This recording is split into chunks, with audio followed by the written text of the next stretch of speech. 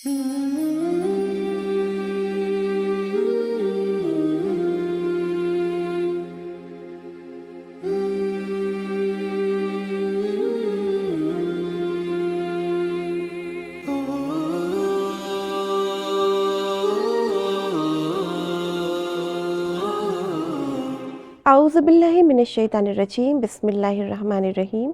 सल्लामुन अलैकुम नाज़रीन, मैं हूँ समीना ज़ैदी, हाज़िर हूँ लेकर प्रोग्राम कुरानी मिसालें। जैसा कि आप जानते हैं कि अपने इस प्रोग्राम में हम कुरान करीम में बयान की गई मुख्तलिफ़ मिसालों के ज़रिए इबरत और नसीहत हासिल करने की कोशिश करते हैं, और इसका मकसद यही है कि तक़वा इख्तियार किया जा सके और कुरान करीम की आयतों पर गौर व फ़िक्र करें। जैसे कि सूरह ज़ुमर की आयत नंबर 27 में ऐलान इलाही हो रहा है, वलक़द ज़रबना लिन्नासी फ़ी हाज़िल क़ुरआन मिन कुल्लि मसलिन लअल्लहुम यतज़क्करून। और हमने लोगों के लिए इस कुरान में हर तरह की मिसाल बयान कर दी है कि शायद ये इबरत और नसीहत हासिल कर सके। नाज़रीन, कुरान हमारे लिए नसीहत है।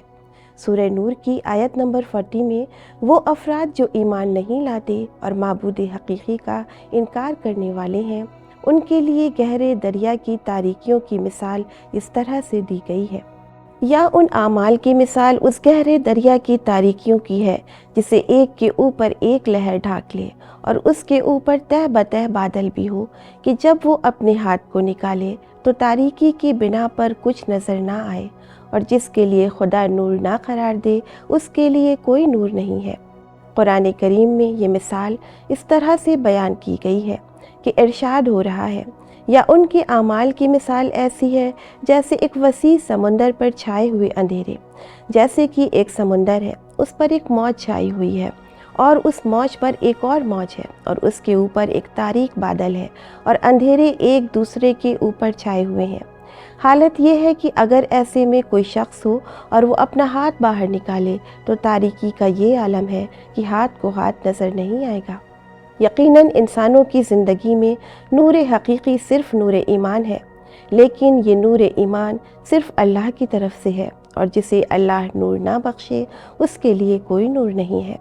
इस मिसाल को गहराई से समझने की ज़रूरत है, इसके मानी को बगौर समझा जाए। नाज़रीन, समंदर जितना ज़्यादा गहरा होगा उसकी मौजें उतनी ही ज़्यादा होंगी। जब जहन में अमीक, गहरे और ठाटे मारता हुआ समंदर की लहरों का ख्याल आता है तो ये भी समझ में आता है कि रोशनी की लहरें पानी में ज़्यादा गहराई तक नहीं जा पाएंगी। हम जानते हैं कि सूरज की रोशनी की जो कवी तरीन रोशनी है उसकी शुआएं एक हद तक ही पानी में जा सकती हैं। उसकी तेज़ तरीन शुआएं तकरीबन 700 मीटर पानी में जाकर महव हो जाती हैं, और उसके बाद की गहराइयों में बाकी रह जाने वाली तारीकी है, और वहाँ सूरज की रोशनी का बिल्कुल भी गुज़र नहीं है। ये बात भी हम जानते हैं कि अगर पानी साफ़ व शफ़ाफ़ हो और ठहरा हुआ हो तो उसमें रोशनी का अक्स ज़्यादा चमकता हुआ और फैल कर नज़र आता है, लेकिन अगर दरिया में तुग़यानी हो और मौजें तेज़ हों तो रोशनी की शुआओं को दरहम बरहम कर देती हैं, और रोशनी की बहुत ही कम मिक़दार पानी की गहराइयों में जा पाती है। अब अगर इन ठाठे मारती हुई मौजों के ऊपर काले बादल बिछाए हुए हों तो उससे पैदा होने वाली तारीकी कितनी ज़्यादा होगी। एक तरफ पानी की गहराइयों की तारीकी, दूसरी तरफ शोर मचाती हुई तेज़ मौजों की तारीकी, और तीसरी तरफ स्याह बादलों के अंधेरे। ये सब एक के बाद एक मुश्किलात है। वाज़ेह है कि इस तरह के अंधेरे में करीब की चीज़ भी दिखाई नहीं देगी। यहाँ तक कि अगर इंसान अपना हाथ भी अपनी आँखों के पास ले जाए तो नज़र नहीं आएगा। वो लोग जिनके पास नूर ईमान नहीं है ऐसे शख्स की तरह है जो उससे कई गुना तारीकी में गिरफ्तार हो, जबकि वो हजरात और मोमिनीन कि जिनके ज़मीर रोशन है नूर अला नूर के मिस्ताक है। कहा गया है कि वो 3 किस्म की तारीकियाँ हैं जिनमें ये लोग डूबे हुए हैं। पहला गलत एतक़ाद, दूसरा गलत गुफ्तार और तीसरे गलत किरदार है। कुछ दूसरे लोगों ने ये भी कहा है कि ये 3 किस्म जहालत के 3 मरहले हैं। पहला ये कि वो नहीं जानते, दूसरा ये कि वो ये भी नहीं जानते कि वो नहीं जानते हैं, और तीसरा ये कि इसके बावजूद वो समझते हैं कि वो सब जानते हैं, और यही बहुत ज़्यादा जहालत है।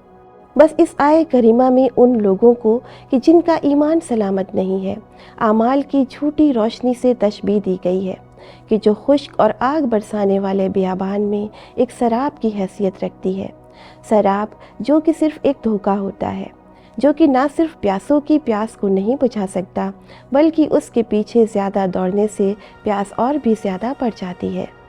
جیسا کہ اس سے پہلے کی آیت میں چٹھیل میدان میں سراب کی مثال پیش کی گئی تھی، اسی طرح سے یہاں پر جھوٹی روشنی بے ایمان اور منافقین کو فریب دینے والے اعمال ہیں۔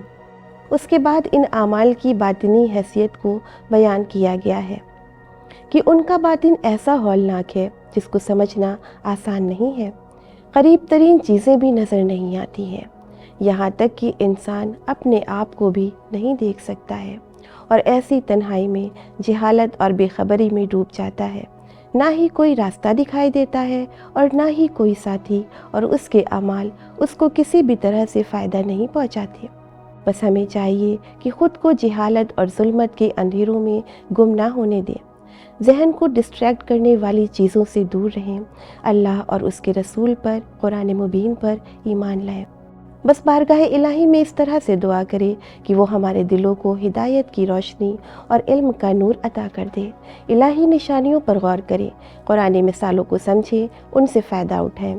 اسی کے ساتھ ہمارے پروگرام کا وقت اب ختم ہوتا ہے، اجازت دیجیے، انشاءاللہ پھر ملیں گے، دعاؤں میں یاد رکھیے گا، تب تک کے لیے خدا حافظ۔